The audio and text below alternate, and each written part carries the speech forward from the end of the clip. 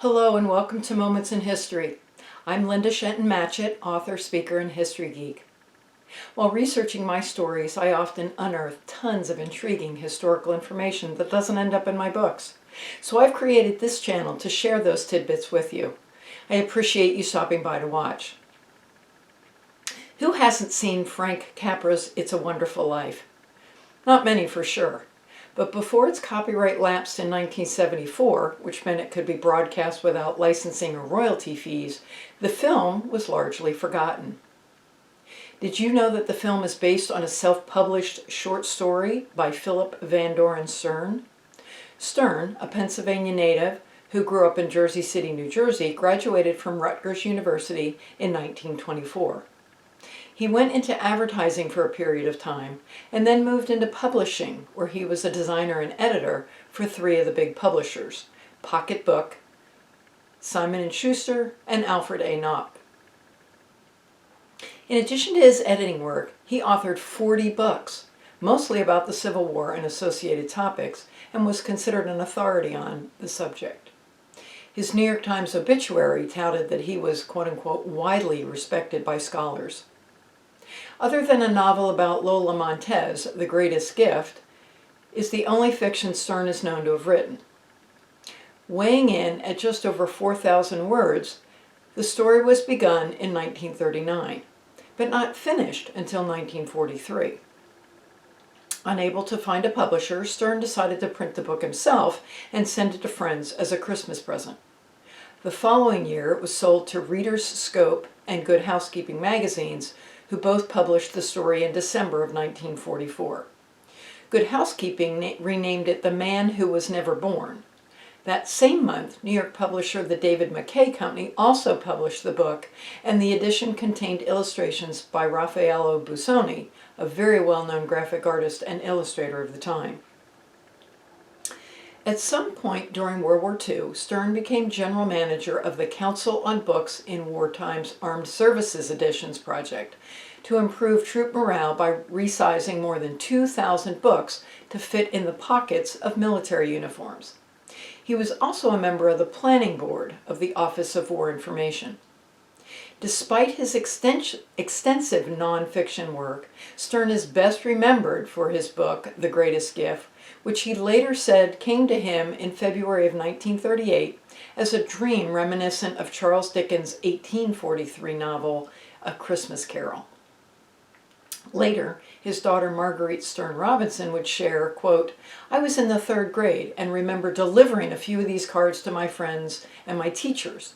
My father, who was himself from a mixed religious background, explained to me that while the story takes place at Christmas and that we were sending it as a Christmas card to our friends, it's an anniversary story for people of all times."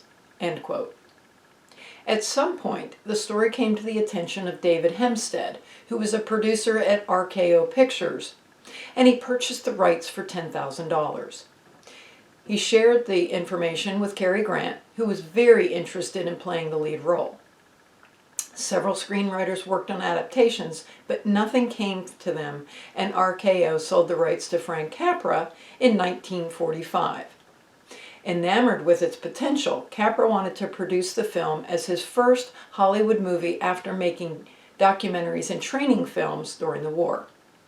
He used bits and pieces from the early screenplay, but worked also with Francis Goodrich, Albert Hackett, Joe Swerling, Michael Wilson, and Dorothy Parker to create the final script. Reportedly, there were many drafts, and several sources indicated it was, quote-unquote, not a harmonious collaboration.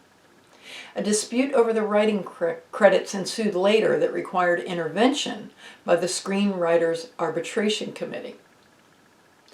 Bedford Falls was created using some of the sets from the 1931 film Cimarron and covered 4 acres. Pigeons, cats, and dogs were allowed to roam the area, giving the town more reality.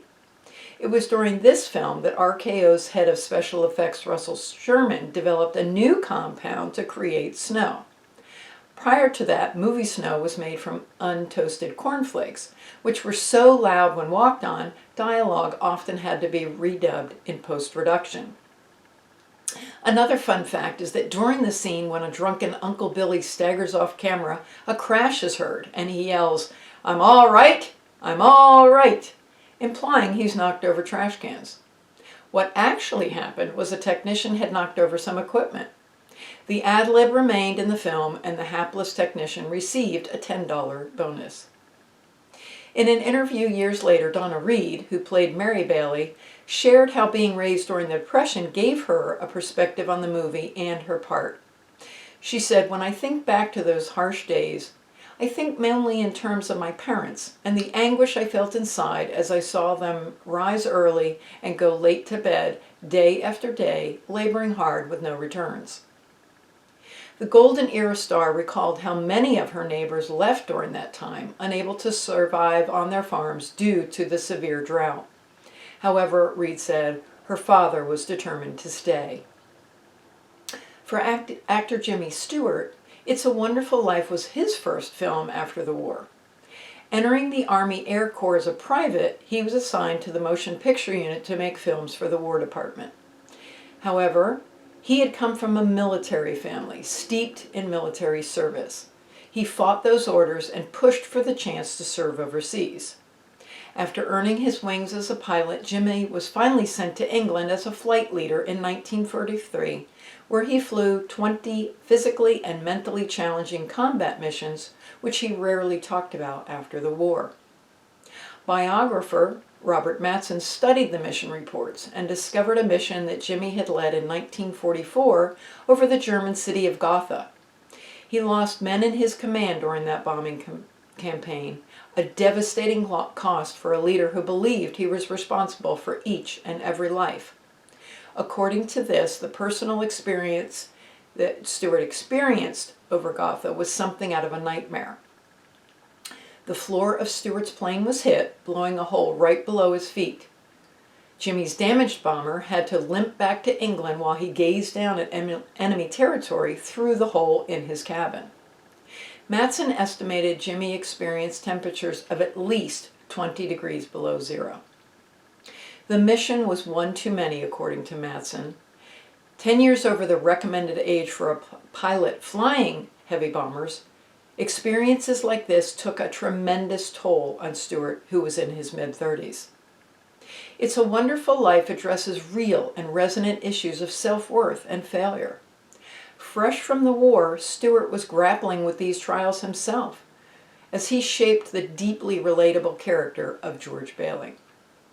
George was not scripted to cry, but Jimmy Stewart did. During a 1987 interview, Jimmy shared, "As I said those words, I felt the loneliness, the hopelessness of people who had nowhere to turn, and my eyes filled with tears, and I broke down sobbing." The scene capturing George's desperate plea for help was done in one take. This was due in part to how emotional it was for Jimmy, who was still grappling with those life and death pressures of the war.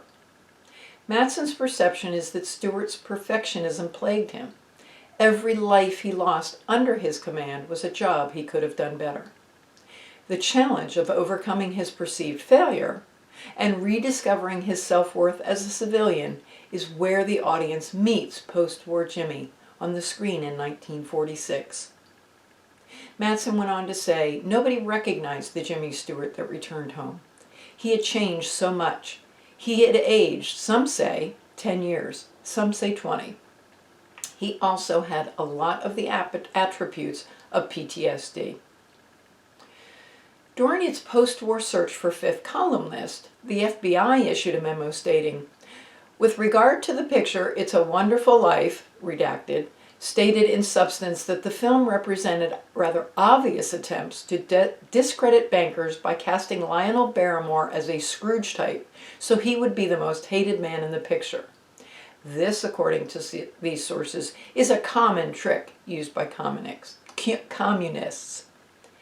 Although it was a box office flop, barely making back the cost to produce, It's a Wonderful Life was nominated for 5 Oscars and has since been recognized as one of the American Film Institute's 100 best films ever made in America. In 1990, the movie was selected for preservation in the U.S. National Film Registry by the Library of Congress for being deemed as culturally, historically, or aesthetically significant. I hope you've enjoyed today's moment in history. And if you haven't watched It's a Wonderful Life, please do so. If you want to learn even more history, please stop by my blog that's found on my website, www.lindashentonmatchett.com. Please consider subscribing to the channel and click the bell icon to receive notifications of new episodes that release on the second and fourth Fridays of each month. And be sure to hit that thumbs up if you enjoyed today's video.